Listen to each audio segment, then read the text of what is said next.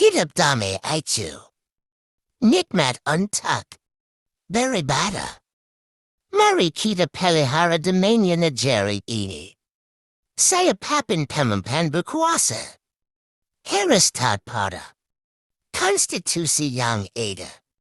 Rakyat harus mendekannya. Sekali lagi admin jelaskan, saya Papin Pemimpin berkuasa. Harus taat pada konstitusi yang ada. Rakyat harus mendukungnya. Perang Rusia dan Ukraina, terbunuhnya Saddam Hussein dan Gaddafi oleh rakyatnya sendiri karena provokasi adalah pembelajaran untuk mempererat persatuan di NKRI. Sekali lagi, perang Rusia dan Ukraina, terbunuhnya Saddam Hussein dan Gaddafi oleh rakyatnya sendiri karena provokasi adalah pembelajaran untuk kita agar mempererat persatuan di NKRI. Itu 100 triliun di era pandemik, Pak. Padahal di parlemen sudah sepakat siapa yang melakukan korupsi di era pandemik hukumannya mati. Biarlah rakyat yang bodoh itu menerima nasibnya. Benar. Dan ketika nanti kita sudah tidak berkuasa lagi, kita sudah menjadi sangat kaya raya. Iya, itu karena semua perbuatan kita sudah terlindungi oleh hukum. Bagus, bagus. Kalian semua memang teman yang sejati.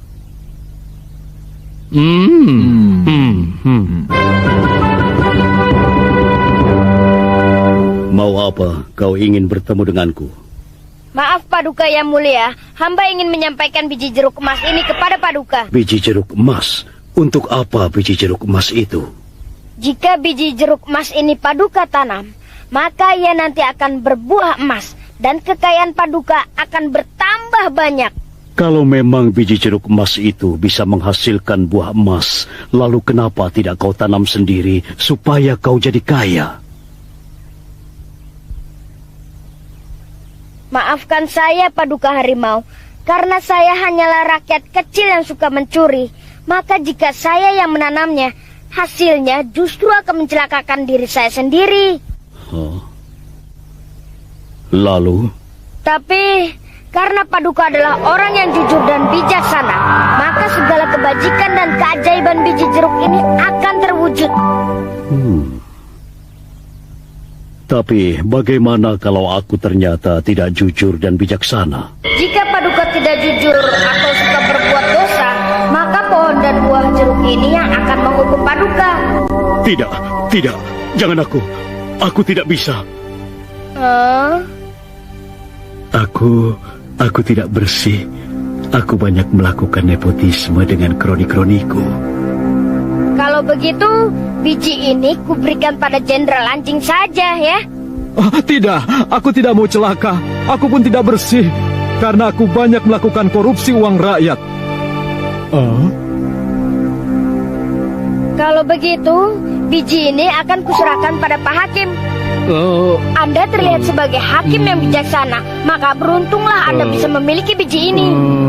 Tidak, tolong jangan berikan biji jeruk itu padaku. Kenapa menolak, Pak Hakim? Ampun, serahkan saja biji jeruk itu pada yang lain. Aku sering melakukan praktek kolusi dan suap dalam tugas-tugasku. Aku tidak mau celaka karena biji jeruk itu. Aku rakyat kecil begini, kalian penjarakan lama sekali hanya karena mencuri sebuah jeruk. Sementara kalian yang melakukan kesalahan-kesalahan besar bebas berkeliaran. Mana keadilan yang selama ini kalian bicarakan? Palu dan arit merupakan bagian dari simbolisme komunis. Penggunaan simbol ini menyiratkan hubungan dengan komunisme, partai komunis, atau negara komunis. Gambar palu dan arit yang tumpang tindih bersilang masing-masing mewakili kaum buruh dan petani, menyimbolkan persatuan keduanya. Padahal di parlemen sudah sepakat siapa yang melakukan korupsi di era pandemik hukumannya mati. Karena apa? Mayoritas wali kota, bupati, dan pejabat yang tersangkut korupsi yaitu dari. Nah kalau dijebloskan atau dihukum mati semua ya habis seperti itu.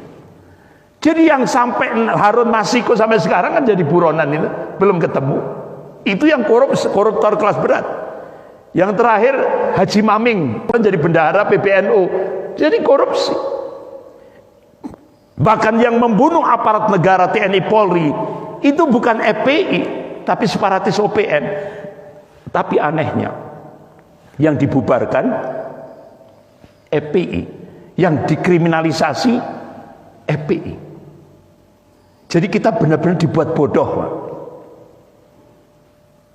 Jadi coba kalau dulu 6 jenderal angkatan darat dibunuh oleh PKI, yang dibubarkan PKI. Wajar kan, Pak? Wajar. Karena yang membunuh 6 jenderal angkatan darat sampai dengan satu perwira itu PKI, yang dibubarkan PKI. Wajar kan? Nah sekarang kita dibuat bodoh. Yang dibantai, yang dibunuh itu 6 anggota FPI, yang dibubarkan FPI. Padahal FPI tidak pernah korupsi, FPI tidak pernah membuat kriminal dan sebagainya. Aneh. Nah akhirnya kita ketemu jawabannya. Ini Profesor Salim Said, negara di bawah bayang-bayang komunis. Di antara mayat yang dihidupkan oleh Nabi Isa adalah seorang yang telah meninggal selama 70 tahun. Ketika kuburan terbuka dan roh kembali lagi ke jasadnya, mayat itu terbangun dan bertanya, apakah kiamat telah terjadi? Orang-orang yang hadir ketika itu menjawab, belum, tapi Nabi Isa telah meminta pada Allah untuk menghidupkanmu. Mayat tersebut bertanya, wahai Nabi Isa, mengapa engkau meminta untuk menghidupkanku? Nabi Isa lalu bertanya, sejak kapan engkau meninggal? Orang itu menjawab, kurang lebih 70 tahun yang lalu. Nabi Isa bertanya, ceritakanlah apa kebaikanmu. Dia menjawab, rata-rata amalku baik. Dan Allah telah mengampuniku, kecuali satu hal. Nabi Isa bertanya, apa itu?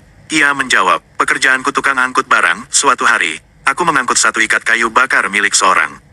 Ketika aku sampai ke rumahnya untuk mengantarkan kayu bakarnya, makanan kecil menyelip di gigiku. Tanpa izin aku mengambil potongan kayunya untuk tusuk gigi. Dan Allah mengisapku gara-gara tusuk gigi itu, dan memerintah agar aku menggantinya. Selama 70 tahun aku dihukum gara-gara tusuk gigi.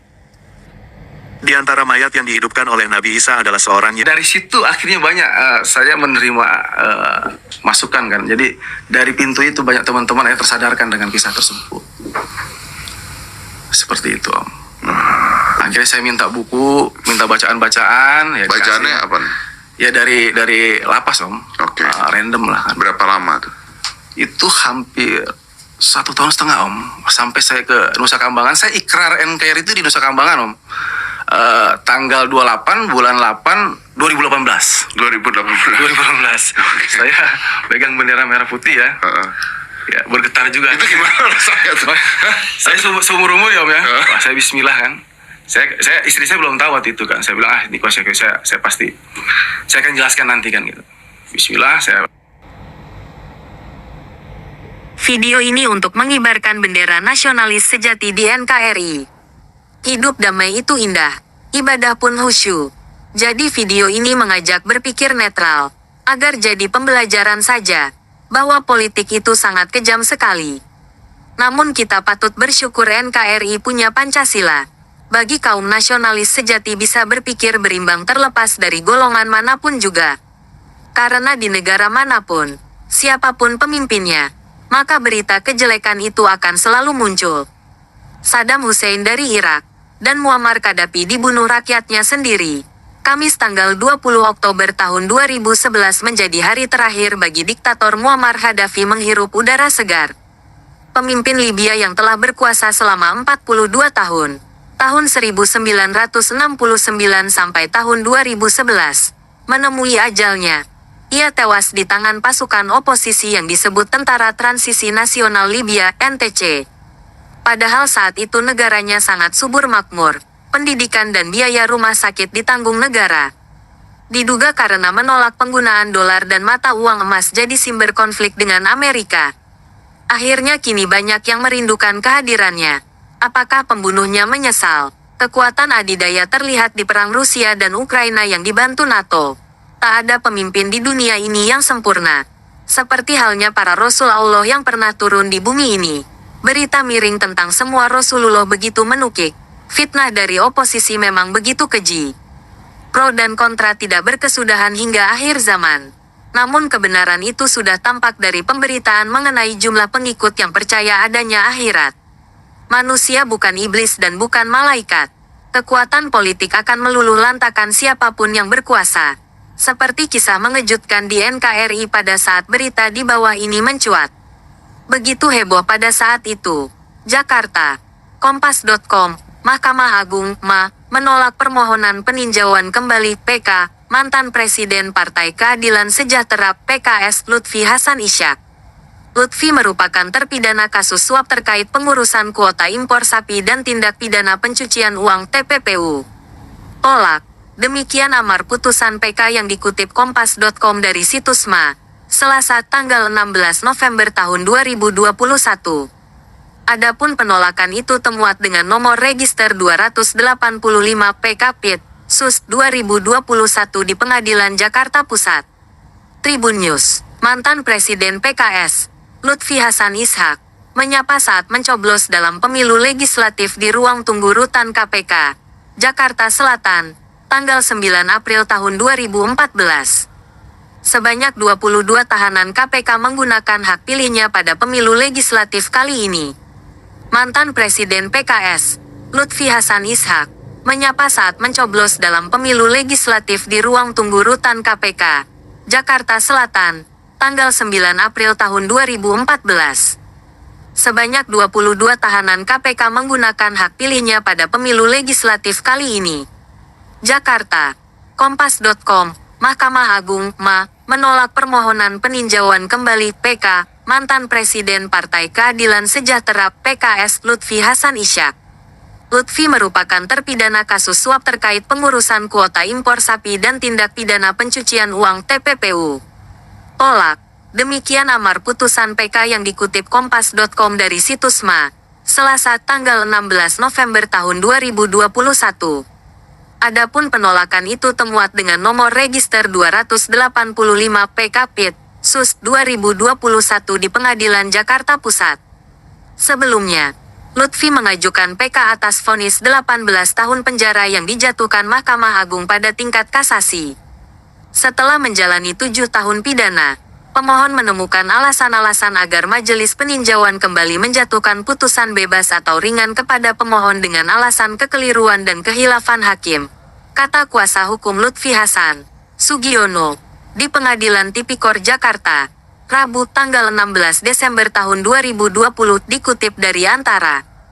Dalam permohonan PK tersebut, Lutfi membandingkan kasusnya dengan putusan PK mantan Ketua DPD Irman Gusman, putusan kasasi mantan Menteri Sosial Idrus Marham, dan putusan kasasi dirinya.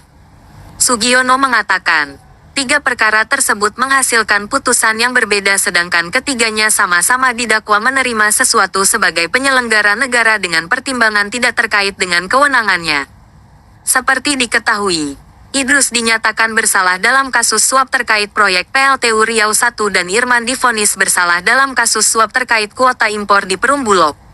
Dalam pertimbangannya, hakim mengatakan perbuatan Idrus dan Irman tidak terkait dengan ruang lingkup kewenangannya yang berakibat Idrus dan Irman tidak terbukti menerima suap tapi menerima gratifikasi sehingga putusan Majelis Kasasi terhadap pemohon tidak adil dan pemohon mengajukan PK, ujar Sugiono.